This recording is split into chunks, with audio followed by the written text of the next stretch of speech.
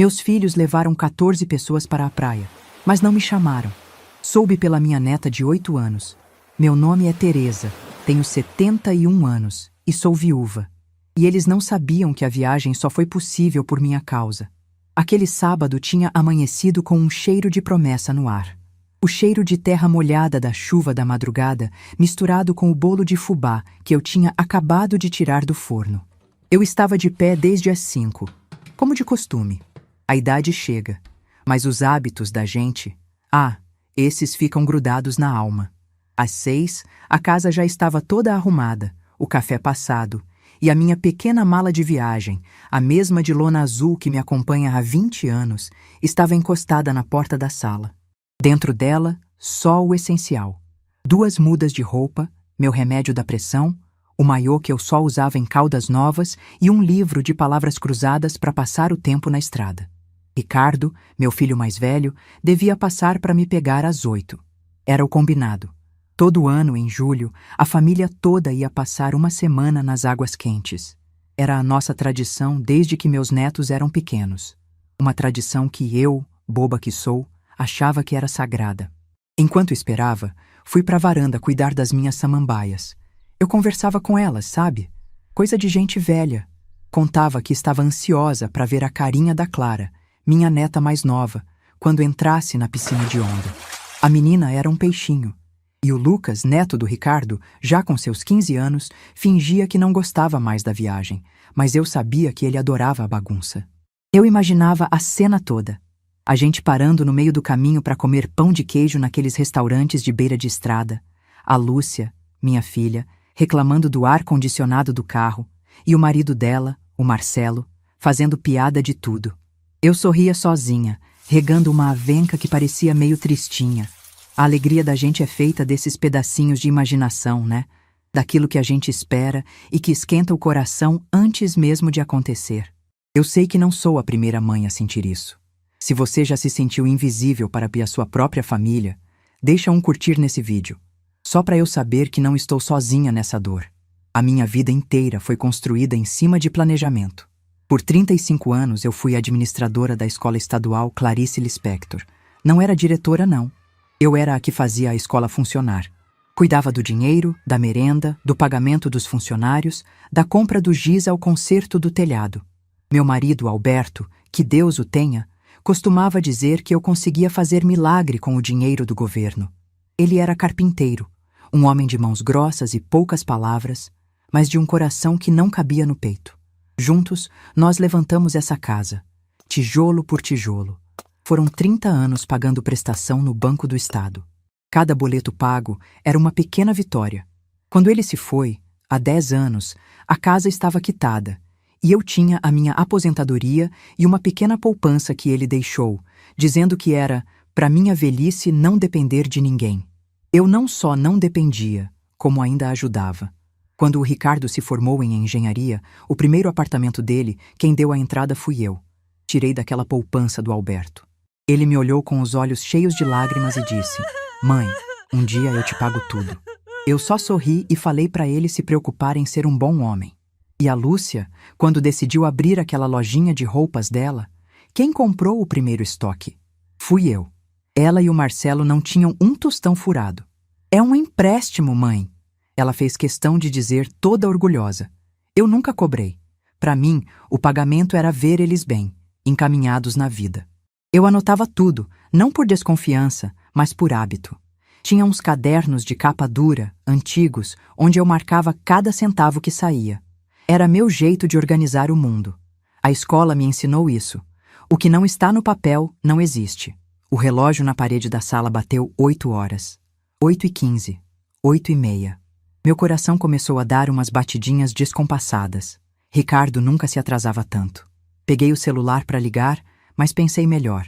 Deve ser o trânsito, eu disse para mim mesma, tentando acalmar a ansiedade que subia pela garganta.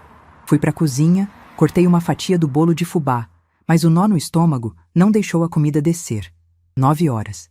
A essa altura, a gente já devia estar na estrada. O silêncio da casa começou a pesar, a gritar. Foi quando o telefone tocou. O número da Lúcia. Meu coração deu um salto de alívio.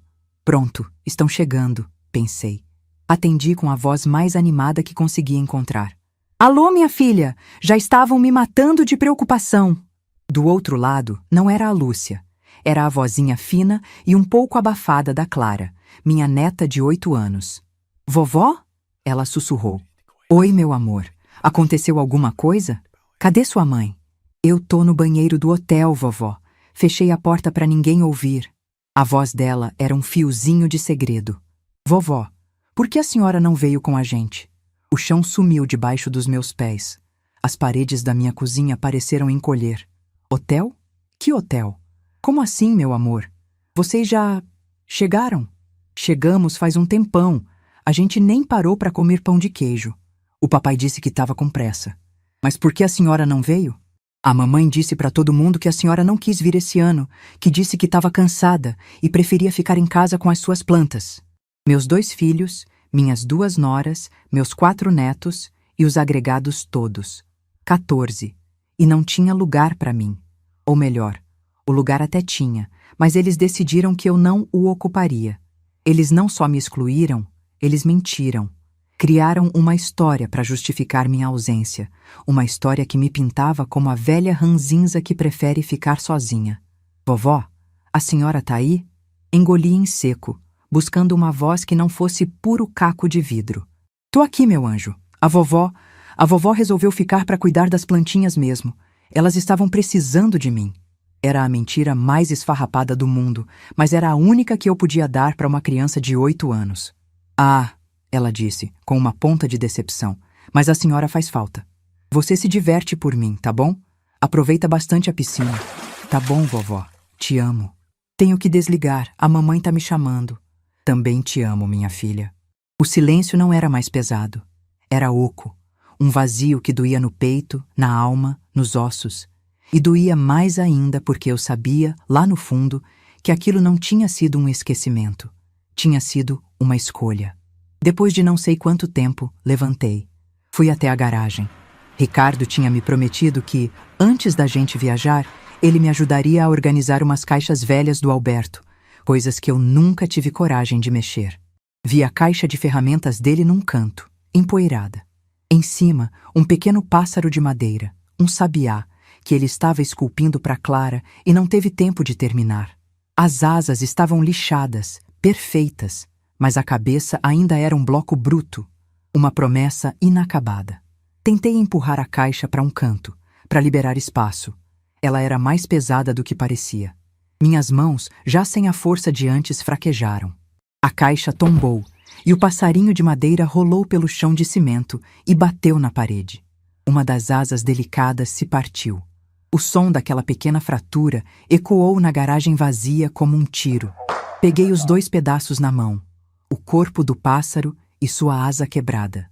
Ali, naquele momento, eu senti que não era só a madeira que tinha se partido. Era a última fibra de ingenuidade que eu ainda guardava sobre a minha família. Voltei para a varanda com o pássaro quebrado na mão. O sol do meio-dia já estava forte, mas eu sentia um frio que vinha de dentro. E foi então que o seu Afonso, o senhorzinho que me entrega verduras orgânicas toda semana, buzinou no portão. Eu tinha esquecido completamente. Ele entrou com a cesta na mão, o rosto enrugado pelo sol, e parou a uns 2 metros de mim. Ele me olhou para o meu rosto e a sua expressão mudou. Ele não sorriu como sempre fazia. Dona Teresa, a senhora tá bem? Ele perguntou com a voz baixa e respeitosa. Eu só balancei a cabeça. Não conseguia falar. Ele colocou a cesta no chão. Parece cansada. Aconteceu alguma coisa com os meninos? Eu neguei com a cabeça de novo. A vergonha me impedia de contar a verdade. A humilhação. Seu Afonso não insistiu. Ele era um homem sábio. Apenas ajeitou as alfaces na cesta e, antes de sair, tirou um galho de folhas verdinhas do bolso da camisa. Isso aqui é cidreira, do meu quintal. Minha mulher fez um chá ontem que a tosse dela não passava. Acalmou que foi uma beleza. Vou deixar aqui para a senhora. Um chazinho quente às vezes ajeita o que está fora do lugar. Ele colocou o galho de cidreira na mesinha ao lado da minha cadeira e foi embora, sem dizer mais nada. Aquele gesto simples, de um homem quase estranho, foi a única gota de gentileza num dia de uma secura brutal. Ele, que não era nada meu, Me viu. Meus filhos, que eram tudo, escolheram não me ver. Fiquei olhando para o galho de cidreira e para o pássaro quebrado na minha mão. A dor, aquela dor aguda e paralisante, começou a se transformar. Era como ver uma massa de pão crescendo. Primeiro, ela é mole, disforme. Depois, ela ganha corpo, firmeza. A tristeza começou a dar lugar a uma clareza fria, cortante. Eu não chorei. As lágrimas secaram antes de nascer. A mulher que administrou uma escola por 35 anos, que lidou com greve de professor, com falta de verba, com pai de aluno zangado, essa mulher estava adormecida há muito tempo. Mas a mentira da minha filha, o silêncio do meu filho e a asa quebrada do pássaro do meu falecido marido a acordaram. A frase da Clara ecoava na minha cabeça. A mamãe disse que a senhora não quis vir. Eles não apenas me deixaram para trás. Eles me transformaram na culpada. Construíram uma narrativa para que a consciência deles ficasse limpa. Na história que eles contaram para os meus netos, e provavelmente para eles mesmos, eu era a velha difícil, a mãe que se isola. Era mais fácil do que admitir. A gente não quis levar a mamãe porque ela dá trabalho, porque ela anda devagar, porque a presença dela nos lembra da nossa obrigação, da nossa idade que também vai chegar. Levantei da cadeira de balanço. O movimento não era mais de uma senhora de 71 anos. Era firme, decidido. Entrei em casa, fui direto para o meu quarto. No pé da minha cama tem um baú de madeira escura onde guardo as coisas do Alberto. Abri. O cheiro de cedro e de tempo me atingiu. Lá dentro, debaixo de umas toalhas de linho bordadas, estavam os meus cadernos de capa dura. 4 deles. Um para o Ricardo, um para a Lúcia, um para as despesas da casa e um último mais fino que eu chamava de fundo de emergência. Peguei os 2 cadernos dos meus filhos, sentei na escrivaninha do Alberto, o lugar da casa onde eu sempre tomei as decisões importantes. Abri o caderno do Ricardo. A caligrafia era a mesma de quando eu era professora, antes de virar administradora. Redonda, clara, impecável. A primeira página, 15 de março de 1995, entrada do apartamento, R$20.000. Na página seguinte, 10 de outubro de 1998, festa de casamento, R$7.000. E assim por diante. Cada ajuda, cada empréstimo, cada conta paga, tudo documentado, com data e valor. Abril da Lúcia. 05 de fevereiro de 2002, compra do primeiro carro, R$12.000. 20 de junho de 2005, capital inicial para a loja Encantos de Lúcia, R$30.000. Eu não olhava para aqueles números com raiva ou arrependimento. Eu olhava com a frieza de uma auditora. Aquilo não era um diário de mágoas, era um balanço, um registro contábil do amor e do sacrifício que eu tinha investido. Um investimento que, naquele sábado de manhã, tinha se revelado o pior da minha vida. Eles não viam aqueles números. Eles viam uma mãe, uma fonte inesgotável e obrigatória de apoio. E fontes, a gente só se dá conta do valor que tem quando elas secam. Fechei os cadernos devagar. O estalo da capa dura soou definitivo no silêncio do quarto. Eu tomei uma decisão. Não foi uma decisão de vingança. A vingança é um prato que se come quente, e eu estava gelada por dentro. Foi uma decisão administrativa, uma reestruturação. Se, para eles, eu era uma despesa opcional, um item a ser cortado do orçamento da viagem, então eu ia aplicar a mesma lógica a eles. Eu ia fechar o balanço, acertar as contas. A partir daquele momento, a fonte ia secar. E eles iam descobrir, da maneira mais difícil, que a água que eles bebiam, a sombra em que descansavam e até o chão em que pisavam, tudo vinha daquela fonte que eles decidiram ignorar. Fui até a cozinha, coloquei uma água para ferver e joguei o galinho de cidreira do seu Afonso na caneca. O cheiro bom e calmante encheu o ar. Eu precisava de calma. A guerra que estava por vir não seria ganha com gritos, mas com a mesma precisão silenciosa com que eu administrei uma escola por 35 anos. Eles achavam que tinham me deixado para trás. Mal sabiam eles que eu estava prestes a passar na frente. O chá de cidreira desceu quente, mas não o suficiente para derreter o bloco de gelo que tinha se formado no meu peito. Fiquei ali na cozinha, com a caneca vazia entre as mãos, ouvindo o tic-tac do relógio da sala. Cada segundo que passava era um tijolo a mais no muro que eu estava construindo dentro de mim. A Teresa que esperou na varanda com a malinha azul, essa morreu hoje. A que nasceu no lugar dela era outra. Uma que eu conhecia bem, mas que andava adormecida, guardada debaixo de camadas de bolo de fubá e de saudade do Alberto, a administradora. Levei a caneca até a pia. Lavei, sequei e guardei no lugar exato de sempre. Organização. Era assim que a minha cabeça funcionava. Diante do caos, a primeira coisa a fazer é arrumar a bagunça, dar nome às coisas, colocar cada uma no seu devido lugar. E a minha vida, naquele momento, era um caos de ingratidão e mentira. Voltei para o quarto e peguei os cadernos de novo. Dessa vez, eu não os folheei com nostalgia. Abri a gaveta da escrivaninha e tirei de lá uma calculadora, daquelas grandes, de mesa, que eu usava na escola, e um bloco de papel ao maço. Liguei o abajur, mesmo com o sol da tarde entrando pela janela. Eu precisava de uma luz fria, uma luz de escritório. Comecei pelo caderno do Ricardo. Linha por linha, eu transcrevia os valores para o papel ao maço. 20.000 da entrada do apartamento, 7.000 da festa de casamento, 3.000 para trocar o carro em 2001, R$ 500 aqui, 200 ali, para cobrir um cheque especial, para pagar uma matrícula de curso de inglês do meu neto que estava atrasada. Cada número era um fantasma. Eu me lembrava do dia de cada um deles. Lembro do Ricardo me ligando, com a voz embargada, dizendo que se não pagasse a primeira parcela do material de construção da reforma da cozinha, a obra ia parar. E lá ia eu, no banco, tirar da poupança do Alberto. Eu não apenas anotava o valor. Ao lado, numa coluna, comecei a fazer algo que nunca tinha feito antes: a correção monetária. Eu sabia fazer isso de cabeça, de tanto calcular reajuste de merenda escolar com base na inflação. Os 20.000 de 1995 não eram mais 20.000. Eram uma pequena fortuna. Passei para o caderno da Lúcia. 30.000 para abrir a loja. É um investimento, mãe. A senhora vai ser minha sócia, ela disse, toda animada. Nunca me deu 1 centavo de lucro, nem nunca me mostrou um balanço. Mas todo ano me pedia mais dinheiro para renovar o estoque. E eu dava. Porque o sonho dela era a minha alegria. 12.000 do primeiro carro. E as pequenas quantias, que eram as que mais doíam. R$ 200 para pagar o condomínio atrasado. 300 para a consulta do cachorro que ficou doente. 1.500 para pagar a primeira prestação da viagem para Disney dos netos, 2 anos atrás. A mesma viagem que eu não fui, porque a senhora não ia aguentar o pique, mãe, é muito cansativo.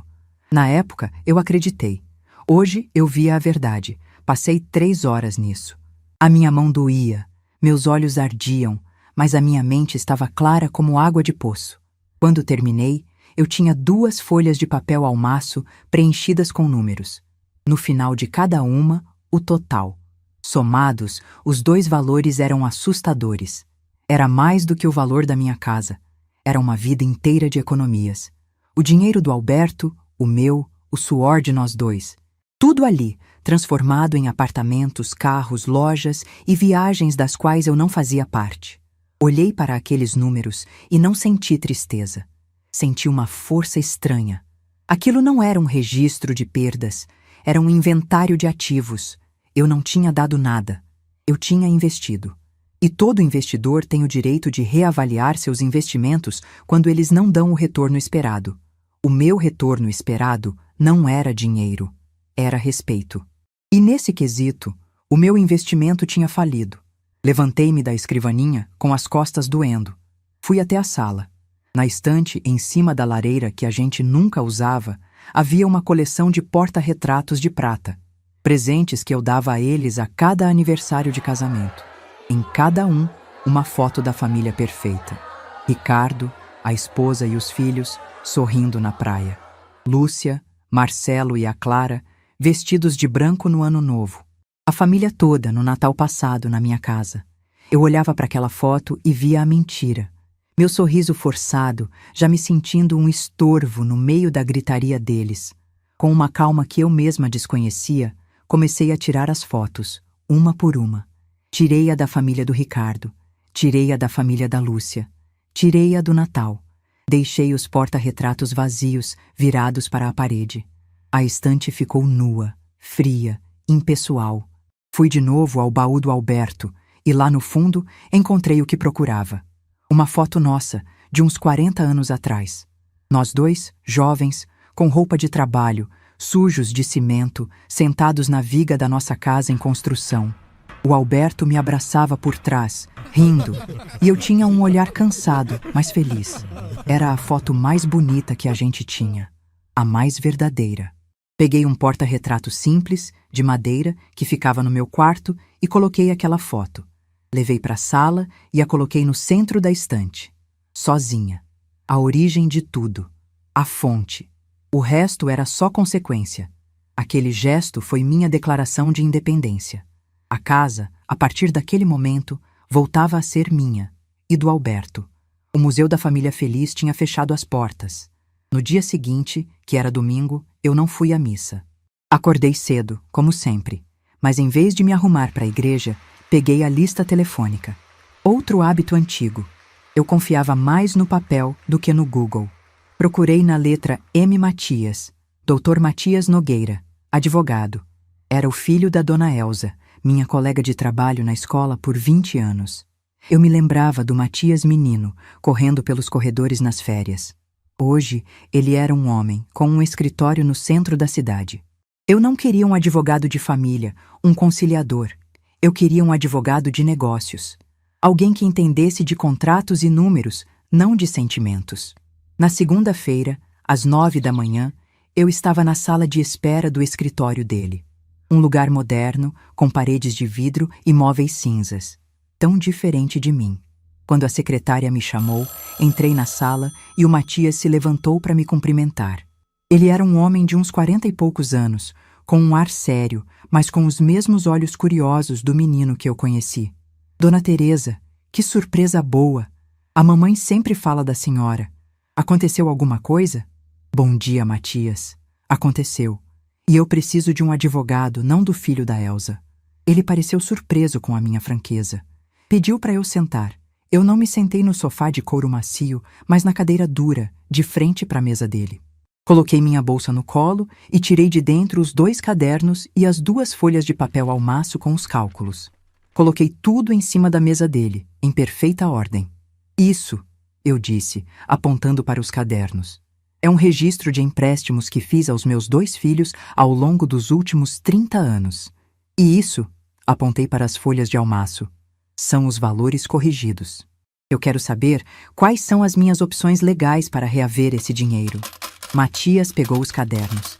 Ele folheou, viu minha caligrafia, os detalhes, as datas. Vi o respeito crescendo nos olhos dele. Ele não estava mais olhando para uma senhora idosa, amiga da mãe dele.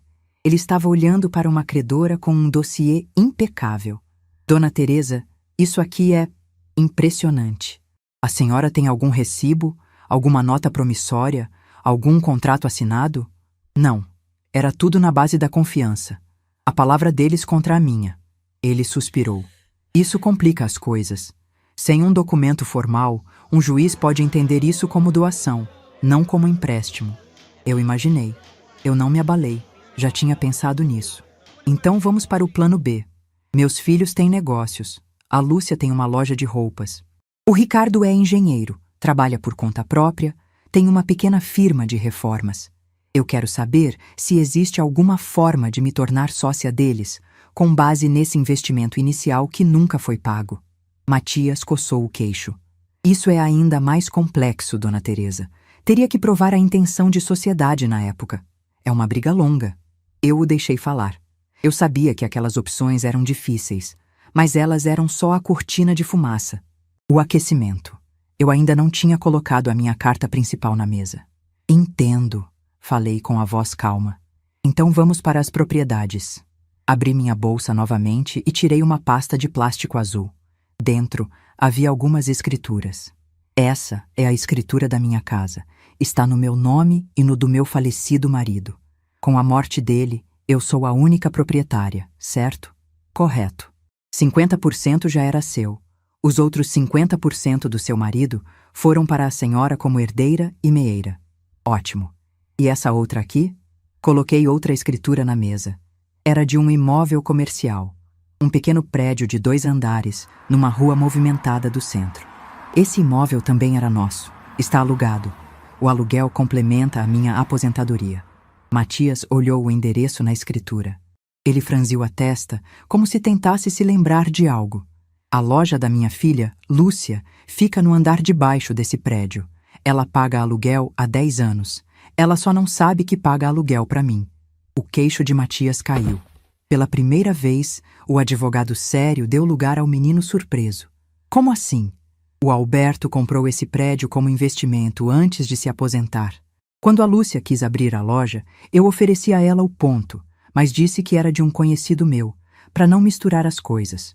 O aluguel é administrado por uma imobiliária pequena, discreta. Todo mês, o dinheiro cai na minha conta. Ela acha que o dono é um velho ranzinza que nunca aparece e que só aumenta o aluguel uma vez por ano, pela inflação. Matias ficou em silêncio por um instante. Depois, um sorriso lento se formou no canto da boca dele. Dona Teresa, a senhora é uma estrategista. Eu fui administradora por 35 anos, meu filho. Estratégia é o meu ofício. Ele se ajeitou na cadeira, o corpo todo inclinado para a frente, subitamente energizado. Ok. Agora estamos falando a mesma língua. O contrato de aluguel dela está para vencer? Vence em 3 meses. Perfeito. Podemos não renovar. Não, eu disse firme. Isso é muito barulhento. Eu não quero escândalo. Eu quero eficiência. Eu quero que você, como meu representante legal, envie uma notificação para a loja dela. Uma notificação formal em nome da imobiliária. Não de despejo. Algo mais corporativo. Que tipo de notificação? Uma notificação de auditoria contratual. Diga que a administração do imóvel mudou de mãos e que a nova gestão exige uma auditoria completa das finanças da loja para avaliar a viabilidade da renovação do contrato. Peça os balanços dos últimos 5 anos, o fluxo de caixa, o registro de empregados, tudo. Diga que é procedimento padrão. Matias me olhava com uma admiração que eu não via nos olhos de ninguém há muito tempo. Dona Teresa, isso é cruel. Não, Matias. Cruel é deixar sua mãe de 71 anos, com a mala pronta na porta, esperando por uma viagem que nunca existiu. Isso é apenas administração. A cabeça fervilhava com planos, com possibilidades. Peguei meu celular, algo que raramente faço, e abri o Facebook. A Lúcia tinha me ensinado a usar, para eu ver as fotos dos netos. Abri o perfil dela, e lá estava. A foto postada há 2 dias. A família inteira, as 14 pessoas, na areia da praia, o mar azul ao fundo, todos sorrindo, bronzeados, felizes. A legenda dizia: uma semana no paraíso com as pessoas que mais importam. Faltou você, mãe, que preferiu o sossego de casa. Te amamos. E um coraçãozinho vermelho. Aquele te amamos foi como um soco no estômago. A mentira agora era pública, registrada. Centenas de curtidas, comentários de amigos dizendo: que família linda! Eles não só me apagaram da viagem, eles me apagaram da foto, mas usaram meu nome para parecerem bons filhos. A raiva que eu senti foi fria e afiada como uma navalha. Fechei o aplicativo. O tempo da conversa tinha acabado. Na manhã seguinte, liguei para o Matias. Minha voz era pura calma. Matias, bom dia. É a Teresa. Pode mandar a notificação. Hoje. Dona Teresa, tem certeza? É um passo sem volta. Eu nunca tive tanta certeza de nada na minha vida, meu filho. Pode mandar. Desliguei o telefone e fui para a varanda. As minhas samambaias pareciam mais verdes. O ar da manhã, mais puro. Eu não sabia o que o futuro me reservava. Não sabia se ia conseguir meu dinheiro de volta, se ia recuperar o respeito dos meus filhos ou se ia terminar meus dias sozinha naquela casa. Mas de uma coisa eu sabia. A velha senhora que eles achavam que tinham deixado para trás, esperando na varanda, não existia mais. No lugar dela, havia uma mulher que, depois de passar a vida inteira administrando os sonhos dos outros, finalmente tinha decidido administrar o seu próprio valor. A notificação estava a caminho. A primeira peça do dominó tinha acabado de ser empurrada. E eu ia ficar ali, na minha cadeira de balanço, esperando com toda a paciência do mundo para ouvir o barulho das outras caindo. A semana que eles passaram na praia foi, para mim, a mais longa da minha vida. Mas não foi uma semana de angústia. Foi uma semana de silêncio produtivo. Cada dia, eu acordava no mesmo horário, cuidava das minhas plantas, tomava meu café e sentava na escrivaninha do Alberto. Eu não ficava remoendo a dor. Eu estava trabalhando. Lia e relia os meus cadernos, organizava papéis antigos, fazia listas. Era como se eu estivesse preparando a escola para o início do ano letivo. A casa estava quieta, mas a minha cabeça era uma sala de planejamento em pleno vapor. O seu Afonso me trouxe as verduras na quarta-feira e notou a diferença. "A senhora tá com uma cara melhor, dona Teresa", ele disse, com aquele jeito simples dele. Eu sorri. "É o chá de cidreira, seu Afonso. Fez milagre." Era a minha casa, afinal. E eu queria que ela estivesse pronta para a nova moradora. Eu mesma. A Teresa de verdade. Não a sombra que eles estavam acostumados a ver. Por volta das 6 da tarde, ouvi o barulho do carro. A voz da Lúcia, alta e animada, contando alguma coisa para Clara. Meu coração não acelerou. Ficou calmo, firme, como o motor de um carro bom em marcha lenta. Eles entraram como um furacão. Sacolas de praia, cheiro de protetor solar e de mar. Areia caindo no meu piso recém-encerado. 14 pessoas tinham ido, mas parecia que só voltavam os 4, meu filho e minha filha, com seus cônjuges. Os netos, cansados, foram direto para os quartos. Lúcia veio me dar um beijo estalado na bochecha. "Mãe, que saudades! A senhora não sabe o que perdeu. A praia estava uma delícia." Ela me estendeu uma sacolinha de plástico. Dentro, um ímã de geladeira em formato de concha com o nome da cidade escrito em letras tortas. Lembramos da senhora. "Nossa, mãe, que esquisito assim, tudo vazio. A senhora estava fazendo faxina?" Eu apenas respondi, com a voz mais serena que consegui encontrar. Estava reorganizando as prioridades. Eles não entenderam, claro. Acharam que era mais uma das minhas frases de velha.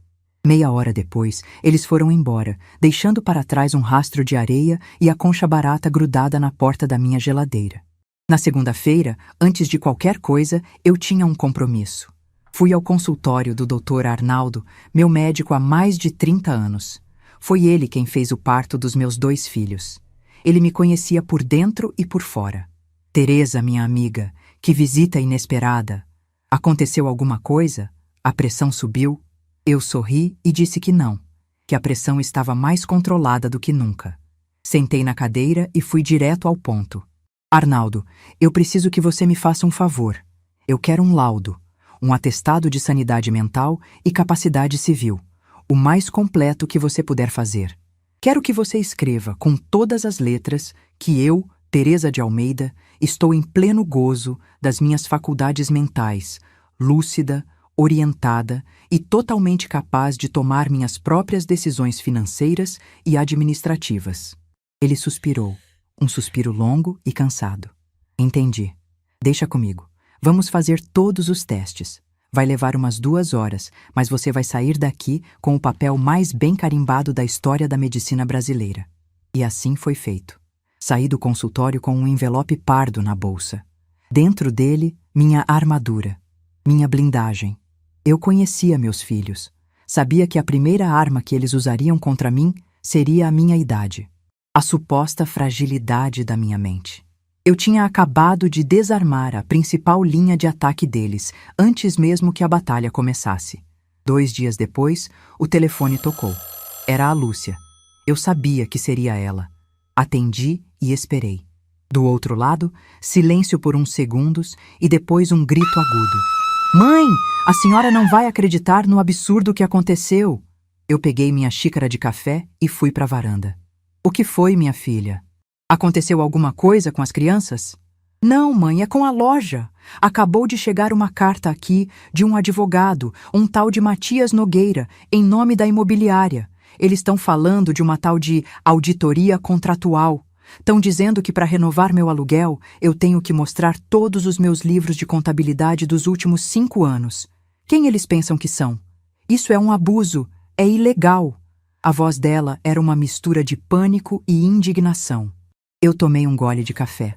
"Nossa, que coisa chata, minha filha. E o que você vai fazer?" "O que eu vou fazer?" "Eu não sei, mãe. Eu não tenho essa papelada organizada.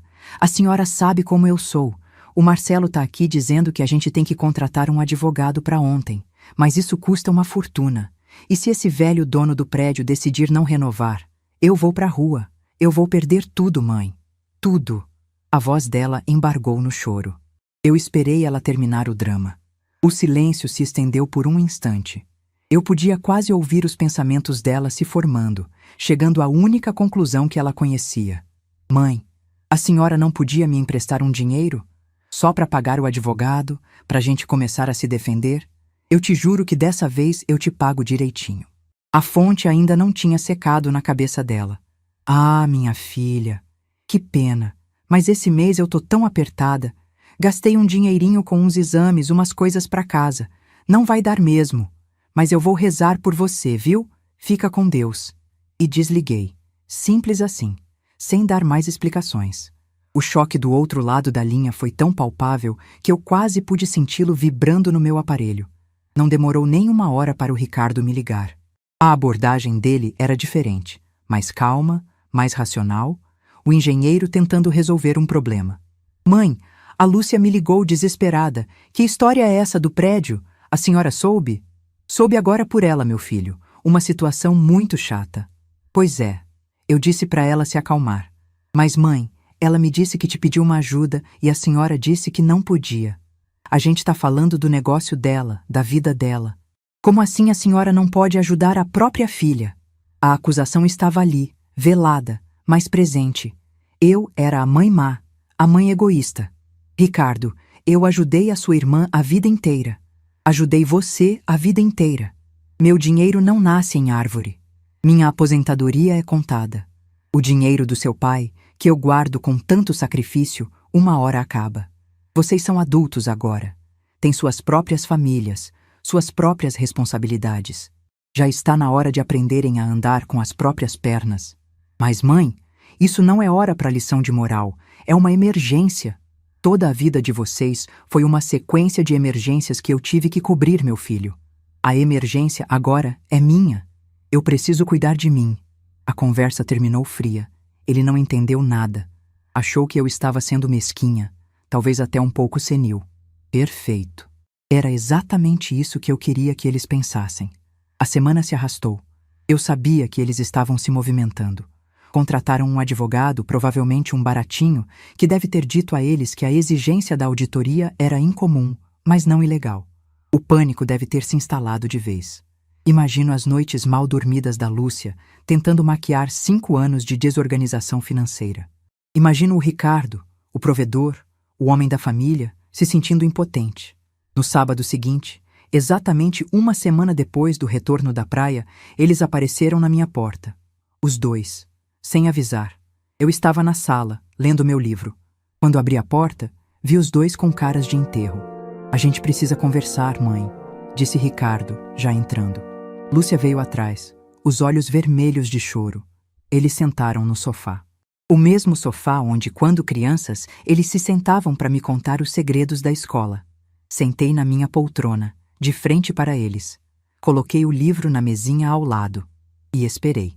Mãe, a situação da Lúcia é desesperadora, começou Ricardo. O advogado que a gente arrumou disse que o dono do imóvel tem o direito de pedir os documentos. A gente não tem saída. A Lúcia vai perder a loja. Tudo pelo capricho de um velho desgraçado que a gente nem conhece. Lúcia começou a soluçar. 10 anos, mãe. 10 anos da minha vida naquele lugar. Eu vou perder meus clientes, minhas funcionárias. O Marcelo já tá falando em vender o carro para pagar as dívidas. Eles falaram por uns 10 minutos. Quando a torrente de lamentações diminuiu, eu olhei para os dois. Meus filhos. 2 pessoas que eu amava mais que a minha vida, mas que eu simplesmente não reconhecia mais. E o que vocês querem que eu faça? Perguntei. A minha voz saiu baixa, quase um sussurro, mas cortou o ar da sala. Ricardo se ajeitou no sofá, assumindo a postura de negociador. Mãe, a gente pensou muito. A única solução é comprar o imóvel. Fazer uma oferta para o dono. Assim a Lúcia fica segura e a gente se livra desse problema para sempre.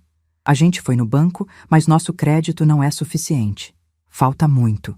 Mãe, a gente queria saber se a senhora não podia hipotecar a casa.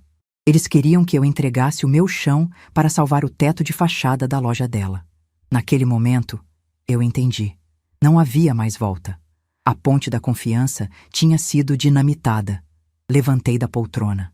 Eles me seguiram com os olhos, esperando a minha resposta, a minha explosão, as minhas lágrimas. Fui até a escrivaninha do Alberto no canto da sala. Peguei o telefone. Disquei o número do Matias. Doutor Matias? É a Teresa. O senhor está ocupado? Ótimo. Eu estou aqui com os meus filhos, o Ricardo e a Lúcia. Eles têm umas dúvidas sobre um imóvel. O senhor se importaria de esclarecer? Vou colocar no Viva Voz. Nós estamos com um problema sério com a loja da minha irmã. O proprietário do imóvel está fazendo umas exigências absurdas. Matias o interrompeu polidamente. Eu estou a par da situação. A notificação foi enviada pelo meu escritório, a pedido da minha cliente. Quem é esse dono que nunca deu as caras e agora resolveu infernizar a vida da minha irmã? Eu olhei para a Lúcia, que estava com as mãos entrelaçadas, roendo as unhas. Olhei para o Ricardo com sua pose de homem de negócios. E então, eu fiz um sinal para o telefone. Era a hora. Ricardo, começou Matias, com a voz clara e pausada. A sua pergunta é muito pertinente. A proprietária do imóvel comercial, localizado na Rua das Flores, número 123, desde a sua aquisição em 1998, é a senhora sua mãe, Teresa de Almeida. O do Ricardo ficou de uma cor que eu nem sei descrever. Ele abriu e fechou a boca umas 2 vezes, como um peixe fora d'água. Nenhum som saiu. Me conta aqui nos comentários. Você teria tido a mesma paciência que eu tive para esperar o momento certo? Ou teria falado tudo na primeira ligação? Como assim? Gaguejou Lúcia, depois de uma eternidade. A senhora?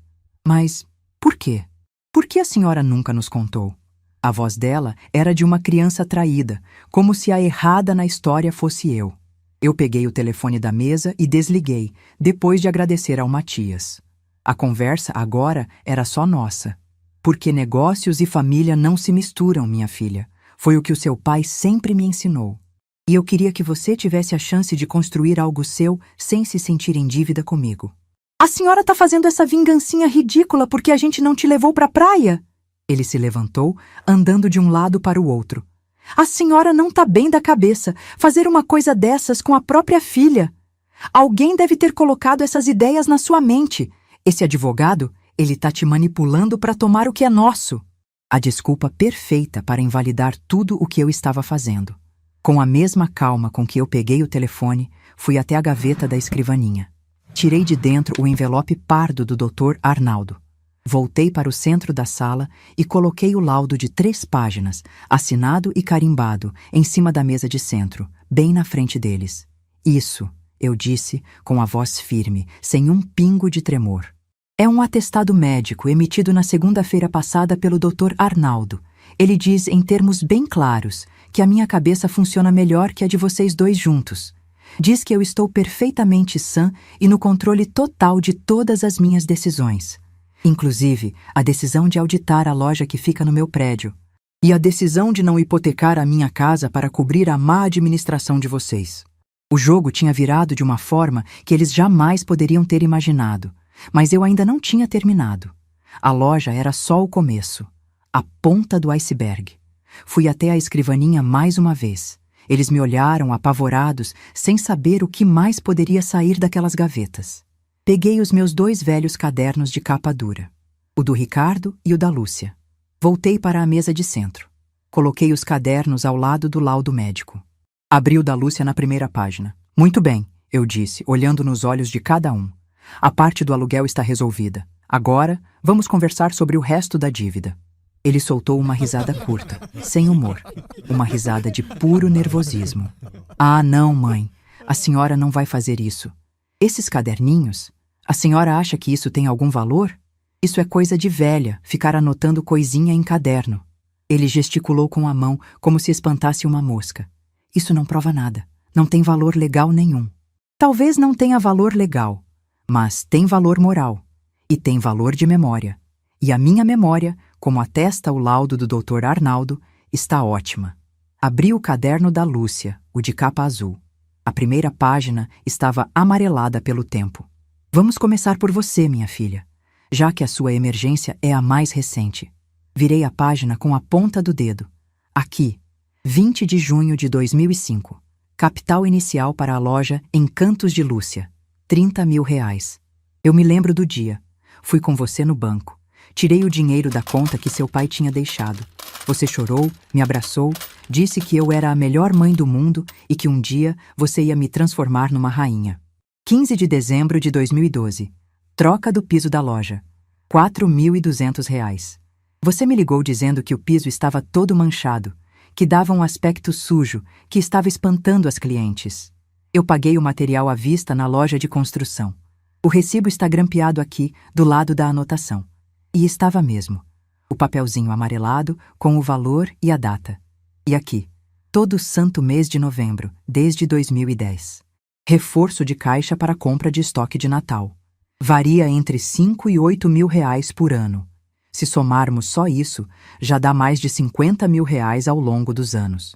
R$50.000 que você nunca me devolveu, mas que te garantiram natais bem gordos. A senhora está humilhando a sua filha. Cruel é inventar para a neta dela que a avó não quis ir. Isso, Marcelo, é cruel. O que eu estou fazendo agora é só um balanço. Contabilidade. Uma coisa que vocês aparentemente nunca aprenderam a fazer. Entrada do apartamento. R$20.000. Seu primeiro imóvel. Você tinha 25 anos, recém-formado. Nenhum banco te daria aquele dinheiro. Mas eu dei, porque eu acreditava em você. E na minha casa, a minha memória vale. E a minha memória diz que eu nunca recebi um centavo de volta. Continuei folheando. 10 de outubro de 1998. Festa de casamento. R$7.000. A Patrícia queria um buffet chique e você não tinha como pagar. Veio me pedir só para completar. O completar era o valor todo. Eu tirei da minha aposentadoria. Virei a página. E aqui, uma coisa mais recente. 22 de janeiro de 2021. Lembra? O Lucas precisava de um computador novo para as aulas online na pandemia. Um computador potente, de primeira linha. R$6.000. Você me disse que a sua firma estava parada, que as reformas tinham sumido. E eu, mais uma vez, abri a carteira. A senhora está nos chantageando porque ficou bravinha por causa de uma viagem idiota. A voz dele subiu de tom, agressiva. Quer saber? Ótimo. Faça o que a senhora quiser com a loja da Lúcia. Tire ela de lá. A gente se vira. Mas pode ter certeza de uma coisa. A partir de hoje, a senhora não tem mais filhos. E pode esquecer que tem netos. Você nunca mais vai ver a Clara. Nunca mais vai ver o Lucas. Vamos ver se as suas plantinhas e os seus caderninhos vão te fazer companhia na velhice. Mas a Teresa que faria isso tinha morrido naquele sábado de manhã. Eu me recostei na minha poltrona. Respirei fundo e devagar. Os seus filhos não são seus, Ricardo. Eles são do mundo. E por acaso, eu sou a avó deles. Existe uma coisa chamada direito de visita dos avós, garantido por lei. Se você tentar me afastar deles, eu entro na justiça. E com esse laudo do doutor Arnaldo e o testemunho de todos os nossos vizinhos sobre a nossa relação, adivinha quem ganha? Seria uma briga feia, pública. Ia sujar o seu nome de bom pai e de bom filho na cidade inteira. Você, um engenheiro respeitado, arrastando a própria mãe idosa para um tribunal por causa de dinheiro. Não acho que seus clientes iam gostar dessa imagem. Ele esperava uma mãe chorosa, não uma adversária que conhecia seus direitos. Ele achava que tinha a faca e o queijo na mão, mas descobriu que eu tinha construído a queijaria inteira. Mas não vamos precisar chegar a esse ponto. Continuei, com a mesma voz monótona. Porque você é um homem de negócios. E você vai entender que o que eu vou propor é o melhor negócio para todos nós. Levantei e fui até a minha bolsa, que estava no chão, ao lado da poltrona. Tirei de dentro uma pasta de plástico verde, diferente da azul que continha as escrituras. Coloquei-a sobre a mesa de centro, em cima dos cadernos. A loja da Lúcia é um problema pequeno, Ricardo. Um problema de varejo. O seu problema é muito maior. É um problema de atacado. Sua empresa vive no vermelho, sempre dependendo do próximo contrato grande para cobrir o rombo do anterior. Você nunca conseguiu formar um capital de giro de verdade. Lembra de 3 anos atrás, Ricardo? Quando você precisou de um empréstimo grande no Banco Industrial para comprar aquela máquina de projeção de argamassa e umas ferramentas novas? Um empréstimo de R$ 200.000. Você me contou, todo feliz, que tinha sido um milagre, que o seu balanço não era forte o bastante, mas que o gerente, um tal de seu Clóvis, abriu uma exceção porque confiava no seu potencial. E a sua empresa não tinha garantias para oferecer. O banco ia negar o empréstimo. Fiz uma pausa dramática. Deixei o silêncio cozinhar a verdade. Mas o empréstimo foi aprovado, porque na última hora apareceu uma garantia. Uma garantia real, sólida. Um investidor anjo, como se diz hoje em dia, que colocou um dos seus próprios imóveis como colateral para cobrir o seu risco. Um imóvel comercial de 2 andares, muito bem localizado, no centro da cidade. Sem que você soubesse. Pedi sigilo total ao seu Clóvis. Se eu não tivesse feito aquilo, a sua empresa teria quebrado 3 anos atrás. Você não teria comprado as máquinas, não teria conseguido fechar os contratos maiores que vieram depois. Você estaria, provavelmente, trabalhando de empregado para alguma construtora. Ele olhava para mim, para a pasta, para o teto, como se procurasse uma saída que não existia. Essa garantia, meu filho, pode ser retirada a qualquer momento. Basta uma ligação minha para o seu Clóvis. Se eu retirar a garantia, o banco executa a dívida imediatamente. Você teria que pagar os R$ 200.000, mais juros, de uma vez só. E como nós dois sabemos que você não tem esse dinheiro, eles tomariam tudo o que você tem no seu nome. O seu carro, as suas ferramentas, o seu apartamento. Fiz outra pausa. O apartamento cuja entrada eu dei 30 anos atrás. Mas o problema era o alicerce inteiro. E o alicerce era eu. Lúcia foi a primeira a quebrar o silêncio. Ela se arrastou pelo sofá e se ajoelhou no chão, aos meus pés. Agarrou a minha mão. As lágrimas dela molhavam a minha pele. Me perdoa, mãe. Pelo amor de Deus, me perdoa. A gente não sabia. Eu juro que eu não sabia de nada disso. A gente errou. A gente foi horrível com a senhora. Mas não destrói a gente, por favor. Não faz isso com o Ricardo. Eu olhei para a minha filha, ajoelhada no chão. Não senti pena, não senti raiva. Senti um vazio, um cansaço profundo. Puxei a minha mão da dela com delicadeza. Levanta do chão, Lúcia. Eu não sou uma rainha e você não é minha súdita. Nós somos uma família, ou, pelo menos, é o que deveríamos ser. Vamos conversar como adultos. Ele obedeceu mecanicamente, sentando na beirada do sofá, o corpo curvado para frente, a cabeça entre as mãos. Eu não quero destruir vocês, eu disse. E era verdade. Eu não tinha prazer naquilo. Era uma cirurgia necessária, dolorosa, mas para salvar o paciente. Eu não quero o dinheiro de vocês. Eu não quero a loja, nem a sua empresa. O que eu quero de volta é algo que o dinheiro não compra: respeito. E eu quero regras, porque esta família, nos últimos anos, viveu sem regra nenhuma. É um valor simbólico, perto do que seria o justo. Mas eu quero que vocês assinem. Eu quero um reconhecimento formal de que essa dívida existe.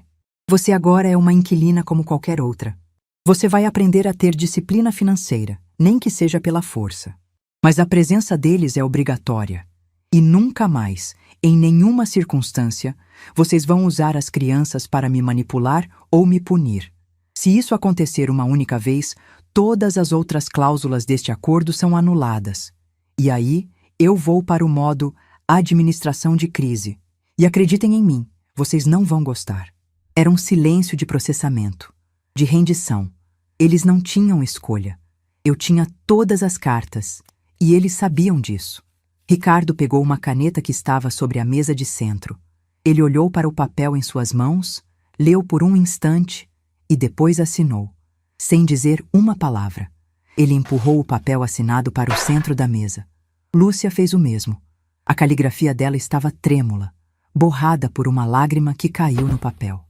Eles ficaram ali, sentados, derrotados. A viagem para a praia, que tinha sido o auge da sua independência, da sua vida de adultos, tinha se revelado o gatilho da sua ruína. Eles me deixaram para trás para se sentirem livres e acabaram mais presos a mim do que nunca. Mas agora a prisão tinha regras claras, tinha muros visíveis, era um contrato. E com contratos eu sabia lidar muito bem. A família do amor incondicional tinha acabado. A família do respeito condicionado tinha acabado de nascer. Passaram-se 6 meses, 24 semanas, 180 dias desde a tarde em que os 2 cadernos de capa dura foram postos na mesa de centro da minha sala. A poeira daquela explosão tinha baixado, mas as coisas nunca mais assentaram no mesmo lugar. E que bom que foi assim. O que veio depois não foi o silêncio do rompimento, mas o silêncio barulhento de um novo acordo, de regras que ninguém ousava mais quebrar. A nova realidade tinha o cheiro do meu assado de domingo. Todo santo domingo, pontualmente ao meio-dia, o carro do Ricardo estacionava na frente de casa, seguido pelo carro do Marcelo. As portas se abriam. Meus netos, Lucas e Clara, eram sempre os primeiros a descer. Eles vinham correndo me dar um beijo na varanda, onde eu os esperava sentada na minha cadeira de balanço. O abraço deles era a única coisa que continuava igual, quente e verdadeiro. E era por eles que eu fazia tudo aquilo. Depois vinha a Lúcia, sempre com um doce que ela comprava na padaria, um pudim ou um manjar, como uma oferenda de paz. Ricardo e a família dele vinham por último, em silêncio. O almoço de domingo se tornou um ritual. A mesa, que antes era uma bagunça de pratos e conversas sobrepostas, agora parecia a mesa de um refeitório de escola bem administrada. Havia lugares marcados, havia ordem. Eu me sentava na cabeceira, no lugar que era do Alberto.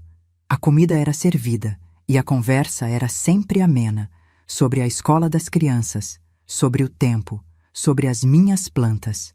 Nunca sobre dinheiro. Nunca sobre o passado. Ricardo mal falava. Comia de cabeça baixa, respondia o que eu perguntava com monossílabos. No primeiro domingo do mês, ele me entregava um envelope pardo, sem dizer nada. Dentro, o balancete da empresa dele. Eu pegava, colocava ao lado do meu prato e só abria na segunda-feira, com calma. Ele cumpria o acordo. Não por amor, mas por medo. Era o suficiente. Lúcia, por outro lado, tentava. Tentava puxar assunto, me ajudar a tirar a mesa, a lavar a louça. No começo, eu recusava com polidez. Queria que ela entendesse que a presença dela ali não era para me servir, mas para cumprir um acordo.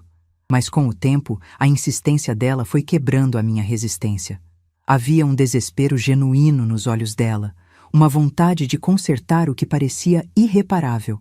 Patrícia e Marcelo se tornaram coadjuvantes, sentavam à mesa, comiam, agradeciam e iam embora. Não tinham mais voz, nem vez. A dinâmica de poder tinha sido reescrita, e na nova versão eles eram apenas notas de rodapé. Num desses domingos, uns 3 meses depois daquela tarde, depois que o Ricardo e a família dele foram embora, Lúcia ficou para trás. As crianças estavam no quintal, brincando perto do pé de amora. Eu estava na varanda, tirando umas folhas secas de uma samambaia. Ela se aproximou em silêncio e ficou ali, parada, olhando para as minhas mãos na terra. "A senhora sempre teve a mão boa para a planta, né, mãe?" Ela disse, a voz baixa. "Seu pai que dizia isso. Eu acho que é só paciência." Ela ficou quieta por mais 1 minuto. "A loja tá difícil. O aluguel novo é justo, eu sei, mas é mais alto. Eu tô tendo que controlar cada centavo. É exaustivo." Eu continuei meu trabalho com a samambaia. Não disse nada. Não era uma reclamação em busca de ajuda. Era um desabafo. "Eu nunca soube fazer isso direito," ela continuou. "Administrar. Eu só sei escolher roupa bonita para botar na vitrine. O resto, o Marcelo até tenta ajudar, mas ele é mais perdido que eu. A gente olha para a planilha de custos e parece que tá lendo em outra língua." Foi a primeira vez que ela admitiu a própria incompetência. Sem drama. Sem choro. Apenas a constatação fria de um fato. Eu parei o que estava fazendo. Limpei as mãos num pano velho e olhei para a minha filha, a mulher de 40 e poucos anos que, pela primeira vez na vida, parecia uma adulta de verdade. "Ninguém nasce sabendo, Lúcia. Eu aprendi na marra, na escola. Errei muito. Joguei muito dinheiro fora, com fornecedor de merenda que não entregava, com material de limpeza que não limpava. A diferença é que o dinheiro não era meu, era do Estado. E eu tinha a obrigação de fazer dar certo." Voltei para a varanda e estendi o caderno para ela. "Começa por aqui," eu disse. Todo santo dia, antes de fechar a loja, você vai sentar por 10 minutos e anotar tudo que entrou e tudo que saiu. Cada cafezinho que você comprou para a funcionária, cada rolo de fita durex. No final da semana, você soma. No final do mês, você vai ter o retrato da sua loja. Você vai saber exatamente para onde o seu dinheiro está indo. O primeiro passo para consertar um vazamento é descobrir onde está o furo. Ela me abraçou, um abraço apertado, desajeitado, de quem não sabia mais como fazer aquilo, e disse, com a voz embargada no meu ombro: "Obrigada, mãe, de verdade." Foi a primeira vez em 6 meses que a palavra mãe não soou como uma cobrança ou uma acusação. Soou como o que ela era: um título. O meu título. A redenção do Ricardo nunca veio. Ele continuou a cumprir as regras, a trazer os netos, a entregar o envelope. Mas a distância entre nós se tornou um abismo frio, e eu aceitei isso. Algumas pontes, quando queimadas, não podem ser reconstruídas. A gente só limpa os escombros e aprende a viver em margens diferentes do rio. Eu não precisava do amor dele. Eu precisava do respeito dele. E o respeito eu tinha conquistado. Mas a vida, quando a gente ajeita a casa, começa a abrir umas janelas que a gente nem sabia que estavam lá. Numa terça-feira de manhã, o telefone tocou. Era a dona Elza, a mãe do Matias. Queria me chamar para um café. Fui encontrá-la na padaria do centro.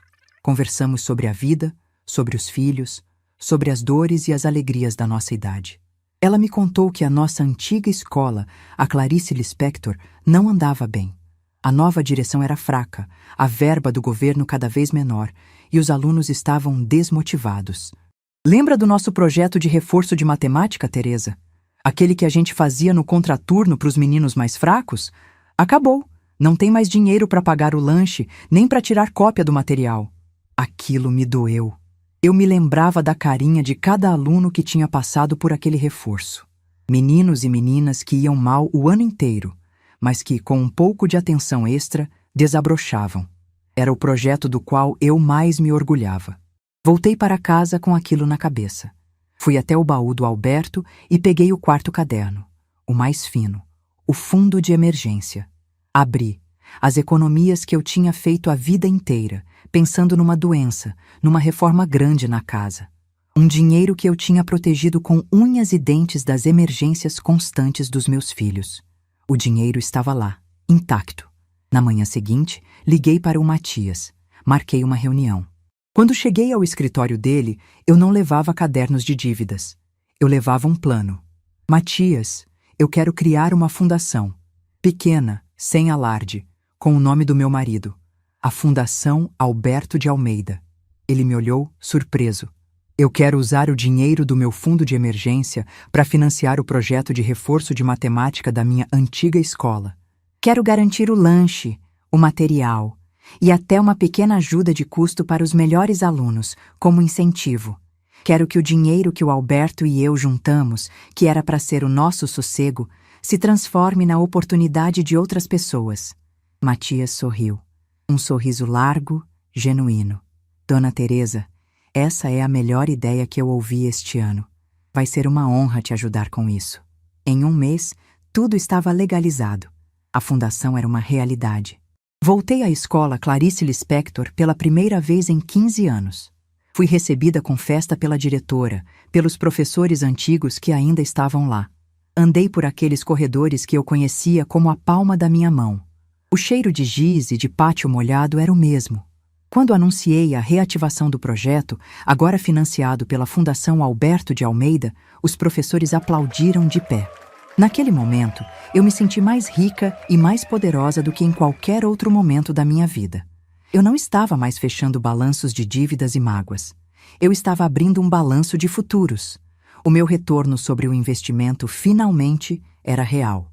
Era visível, era barulhento, era a risada das crianças na sala de aula. Hoje, sentada aqui na minha varanda, olhando o sol se pôr atrás do pé de manga do vizinho, eu penso em como a vida é curiosa. Foi preciso ser deixada para trás, ser considerada um estorvo para eu finalmente pegar o volante da minha própria história. A viagem para a praia, aquela que me partiu em 1000 pedaços, foi, na verdade, o meu ponto de partida. Meus filhos não me deixaram num ponto final. Eles me deixaram numa encruzilhada, e eu escolhi o caminho que me levava de volta para mim mesma. Eu ainda sou mãe, ainda sou avó, mas agora eu sou também a Teresa, a administradora, a presidente da fundação, a mulher que aprendeu, aos 71 anos, que amor não é sinônimo de sacrifício ilimitado. Amor, para ser saudável, precisa de contabilidade, precisa de regras claras e de respeito mútuo. Se você conhece uma mulher que passou a vida inteira sendo uma fonte para os outros e precisa se lembrar que também é uma investidora, manda essa história para ela. Às vezes, a gente só precisa de um empurrãozinho para começar a auditar as próprias contas da vida. O ímã de geladeira em formato de concha que a Lúcia me trouxe? Joguei fora no dia seguinte. O passarinho de madeira com a asa quebrada? Eu colei. Com cuidado, com a melhor cola que encontrei. Não ficou perfeito. A cicatriz da quebra ainda está lá, se você olhar de perto. Mas ele está inteiro de novo. E agora, ele fica na minha mesa de cabeceira. Um lembrete diário de que, até o que parece irremediavelmente quebrado, pode ser consertado. E que, às vezes, a gente precisa quebrar uma asa para finalmente aprender a usar as duas e voar para onde a gente realmente pertence. Na minha estante da sala, não tem mais espaço para 14 sorrisos falsos. Só tem um porta-retrato, com a foto de um casal sujo de cimento, sorrindo em cima de uma viga. Porque, no fim das contas, a única coisa que sustenta uma casa e uma vida é um alicerce de verdade.